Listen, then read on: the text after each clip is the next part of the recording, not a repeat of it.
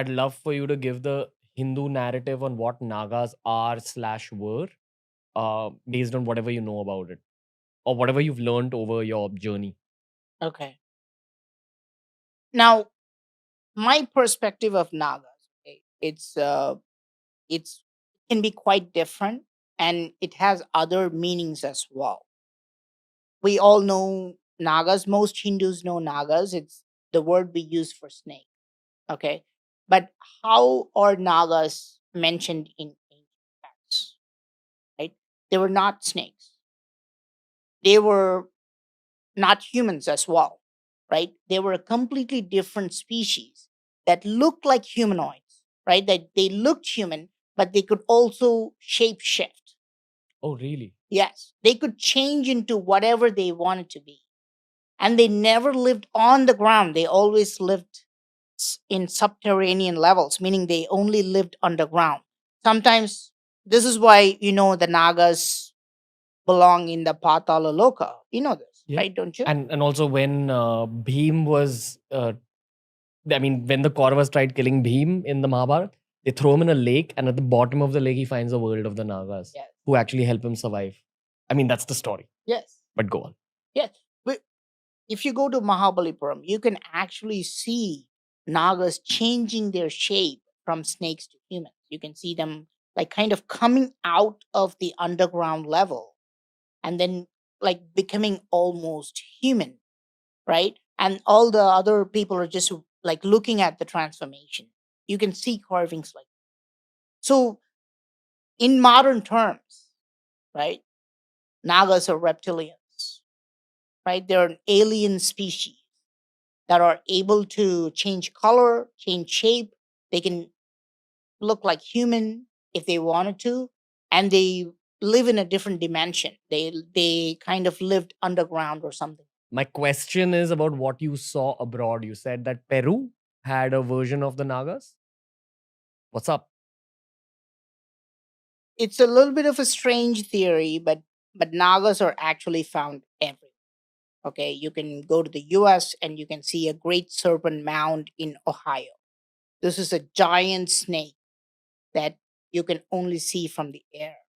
And um, if you go to Peru, these are called Amaru, which basically is a Sanskrit word. Amar means an immortal god, right? Right, in Sanskrit. If you go to Colombia, you can see the Nagas guarding. You can, if you go to Colombia, there's a place called San Agustin, and then you can see a lingam guarded by a Naga. Like a Shivling. Yes, yes, I have been reading a lot about Shivlings lately, and what I figured is that construction, this is yogic philosophy, supposed to be able to capture a lot of energy. Now, what does that mean? For the ones who are meant to understand, they'll understand. For the ones who are not meant to understand, will say, "What do you mean by energy, bro? yes. What is this vague term?" Now go on. Yeah, so you have this Naga culture. Of course, you can see this in Mayans. You can see this in South America. Then you can in Israel. Really? Nagas are called Nakash. Basically, the same terminology. And you know this, right? Snakes are called serpents in the Bible. They're called serpents, and Jews called it seraph, and Hindus call it sarpa. This is still the word we use in South. We call it sarpam, meaning naga. So it's not just that we all worship the nagas, but it's even the names are similar. Nagas are called nakash, and sarpas are called serpents or seraphs Mm. in all over the world. So if you look at the entire world and if you look at all the ancient civilizations, they will tell you one story. It's a common story. Very, very similar common story Okay. that humans, the very first rulers, came from Naga. As in, the first rulers over human beings were actually Nagas. If you go to Cambodia, for example, the very first ruler is a Naga ruler. It's not completely human, right? And the Nagas, they come from somewhere and they take over the planet and they start building civilization. So they were the original ancestors, right? Of humans? In a way, they come from somewhere. It's a very hard thing to explain. I could explain it to you No, in a go for yeah, it. yeah, I could explain it to you in a way that, let's say, a race of reptilians, right? They go to a planet,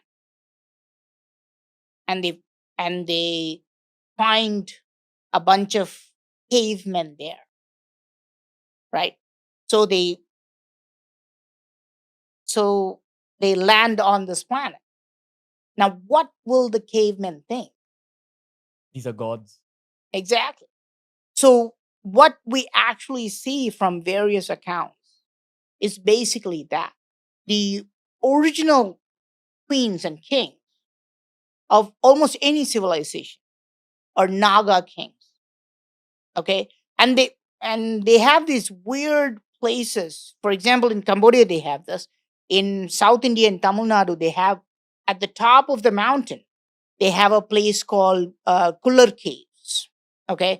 And of course, archaeological explanation is different. They say they are dolmens. You have seen the dolmens, just a small little stone huts up the top of a hill. We can see this everywhere.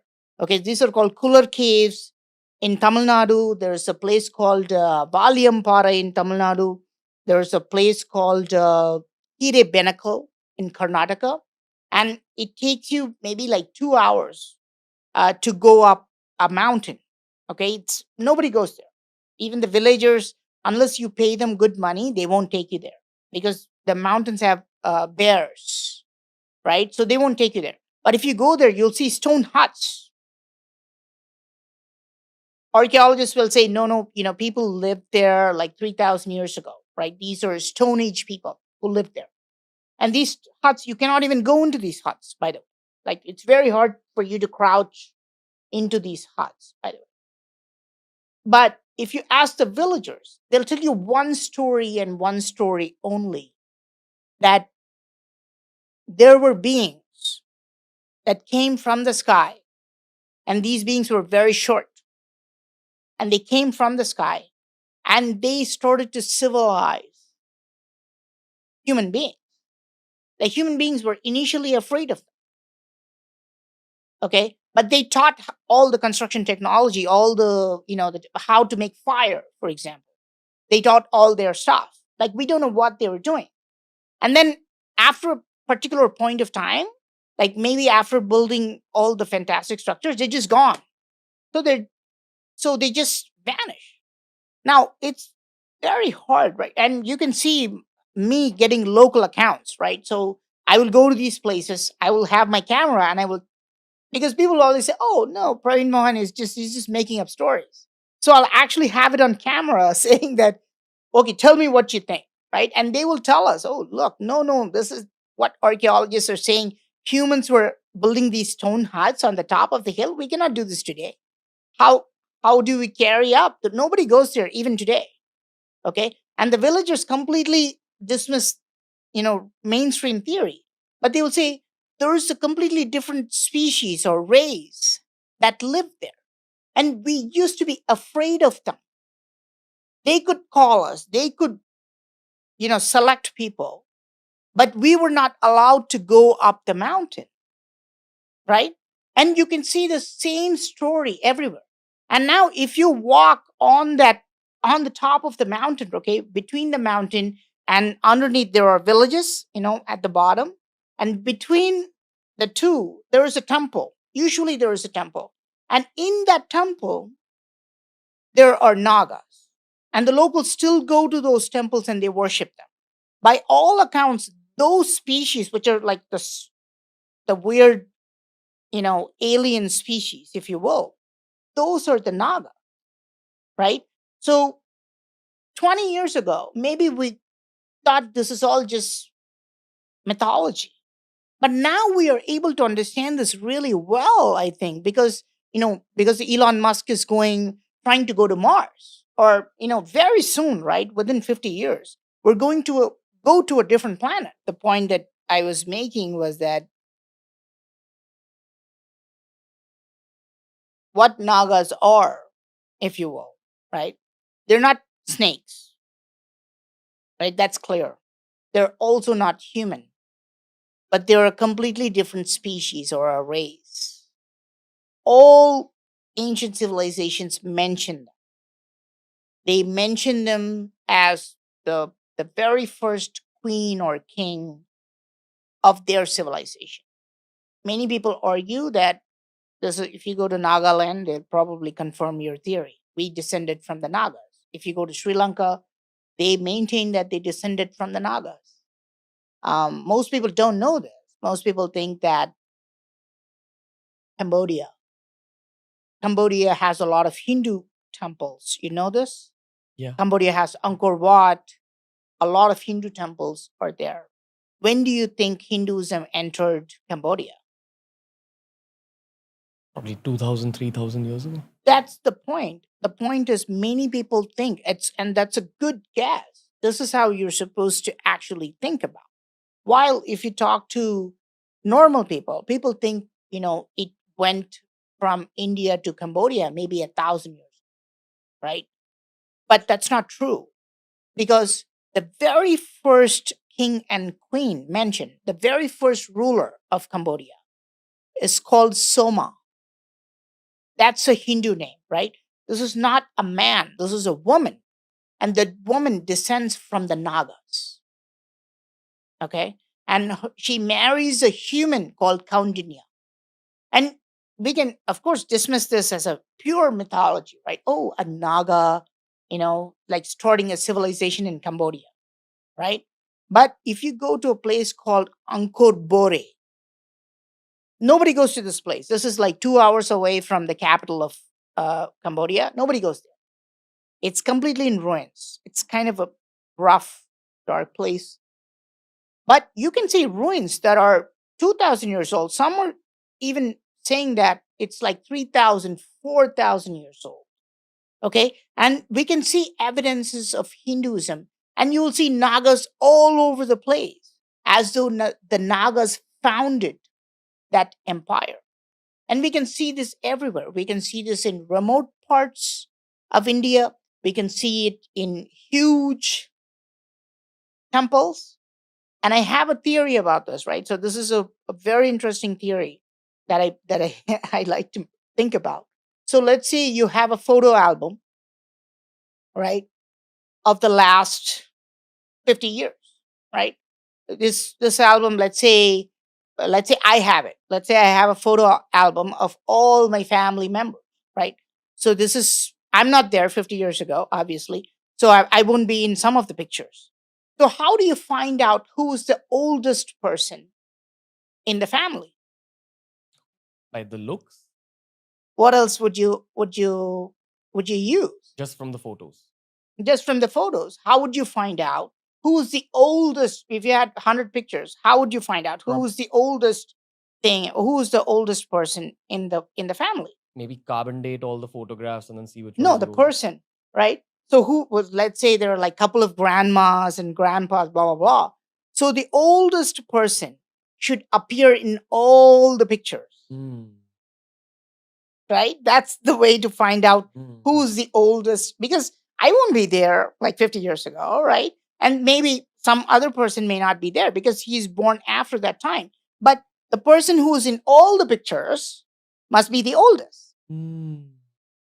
right? This should be common sense. This is how we find out, Yeah. oh, who's the oldest employee in your organization? He's the person who's in all the pictures, right? Because in some pictures, the new employees are not there, blah, blah, blah, right? This is the scenario with the Nagas. You can find Nagas in all the temples. You may not find other gods. You may not find, for example, Kartikeya. You may not find Ganesha. But the Nagas are, by design, they are there in every temple, not only in temples, but no matter where you go, the Nagas are carved in their ancient structures. Why aren't historians thinking more about this? Like, why has this come up on a podcast? Why isn't it there in the mainstream? Because it's borderline fantasy stuff, right? Nobody, unless you have a crazy guy like me coming out and saying Nagas may have created the world's civilization. It's a ridiculous thought process, right? There was a guy called David Icke. Have you heard of him? There was a guy called David Icke, and he's still there, by the way. And he's the one who said there are reptilians controlling humans now. You know what people did?